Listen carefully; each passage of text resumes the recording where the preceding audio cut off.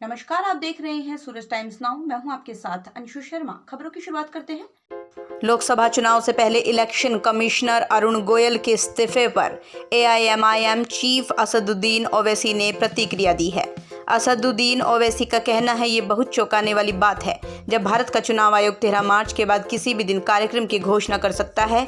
ऐसी स्थिति में उससे ठीक पहले चुनाव आयुक्त अरुण गोयल का इस्तीफा देना कई सवाल खड़े करता है।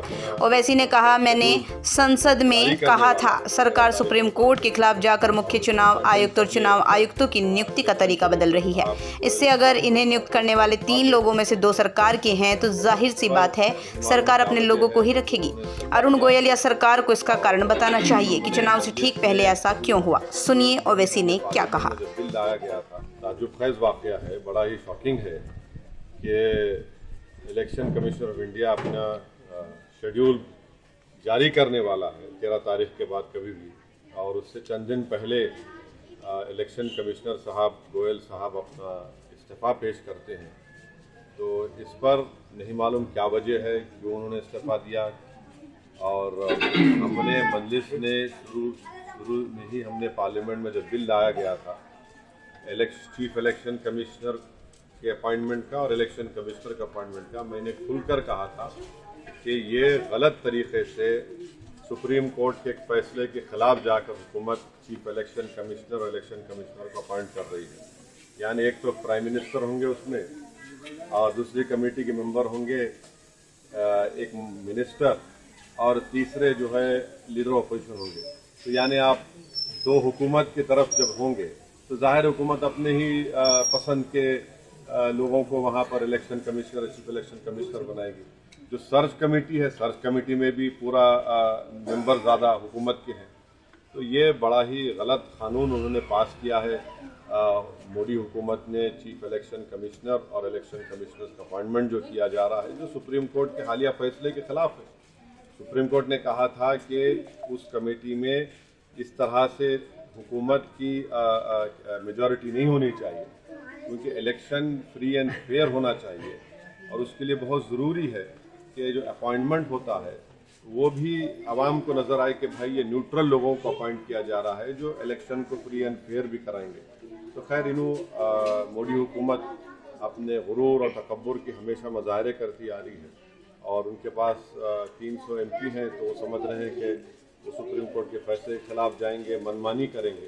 तो ये जो कानून पास किया गलत है। और आपका जो सवाल था कि इलेक्शन कमिश्नर साहब ने अपना इस्तीफ़ा दिया, वो खुद बताए तो बेहतर होगा, या हुकूमत बताए कि ऐन इलेक्शन से पहले नोटिफिकेशन जारी करने से पहले उनका इस्तीफ़ा क्या है। ये बड़ा माने खैज़ है या फिर कुछ वजूहात है। हुकूमत को चाहिए कि वो बताएं क्या वजह है। और फिर अब आ गया कि हुकूमत एक इलेक्शन से नोटिफिकेशन से पहले अब आप वो 2 इलेक्शन कमिश्नरों को अपॉइंट करेंगे। ये चीज़ें चल रही हैं। ताज्जुबखेज वाकया है, बड़ा ही शॉकिंग है कि इलेक्शन कमीशन ऑफ इंडिया अपना शेड्यूल जारी करने वाला है 13 तारीख के बाद कभी भी, और उससे चंद दिन पहले इलेक्शन कमिश्नर साहब गोयल साहब अपना इस्तीफ़ा पेश करते हैं। तो इस पर नहीं मालूम क्या वजह है, क्यों उन्होंने इस्तीफ़ा दिया। और हमने मजलिस ने शुरू में ही हमने पार्लियामेंट में जब बिल लाया गया था चीफ इलेक्शन कमिश्नर के अपॉइंटमेंट का और इलेक्शन कमिश्नर के अपॉइंटमेंट का, मैंने खुलकर कहा था कि ये गलत तरीके से सुप्रीम कोर्ट के एक फैसले के खिलाफ जाकर हुकूमत चीफ इलेक्शन कमिश्नर और इलेक्शन कमिश्नर को अपॉइंट कर रही है। यानी एक तो प्राइम मिनिस्टर होंगे उसमें, और दूसरी कमेटी के मेंबर होंगे एक मिनिस्टर, और तीसरे जो है लीडर ऑपोजिशन होंगे।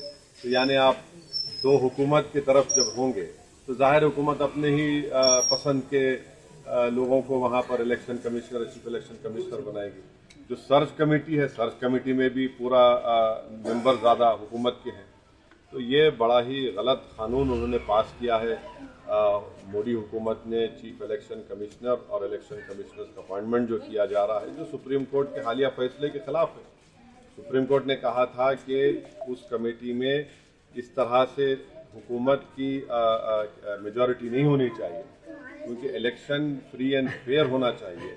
और उसके लिए बहुत ज़रूरी है कि जो अपॉइंटमेंट होता है वो भी आवाम को नज़र आए कि भाई ये न्यूट्रल लोगों को अपॉइंट किया जा रहा है जो इलेक्शन को फ्री एंड फेयर भी कराएंगे।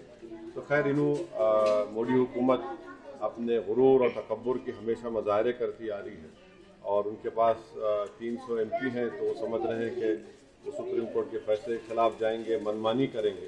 तो ये जो कानून पास किया है गलत है।